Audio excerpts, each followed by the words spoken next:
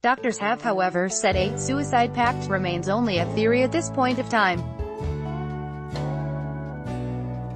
New Delhi, as the deaths of 11 family members at a North Delhi home remained shrouded in mystery, mental health experts said on Monday that people in mass suicide cases generally show commonalities, and suggested that a psychological autopsy be conducted in the case to unravel the puzzle.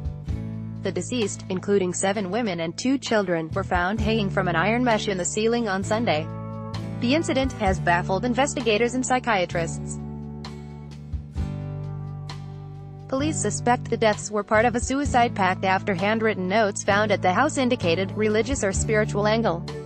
But 2 members of the family on Monday dismissed the suicide pact theory and insisted the 11 people were killed.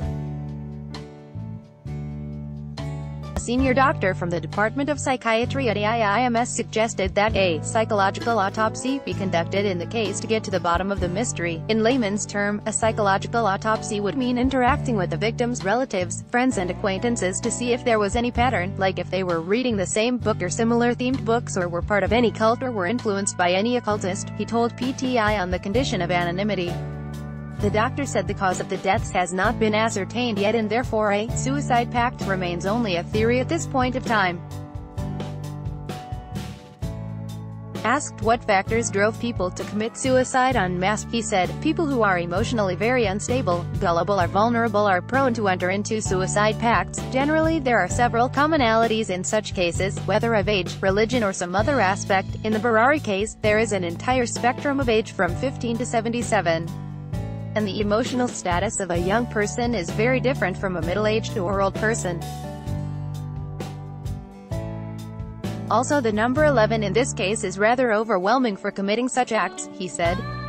10 of those dead were found hanging from the iron mesh, while the body of the 77-year-old Narayan Devi was lying on the floor in a room of the house. The deceased had their mouth taped and faces covered with pieces of cloth cut from a single bedsheet. Only Devi's face was not covered. Bana Bararmi, senior clinical psychologist at Fortis Escorts Hospital in Okla, said, "A common theme in majority of suicidal cults is that they believe in an apocalyptic theology. Mass or cult suicides occur mostly in groups that feel stuck in their lives, and they believe that they are unable to control the consequences of their life. Hence, they often believe that death is the only possible option," she said.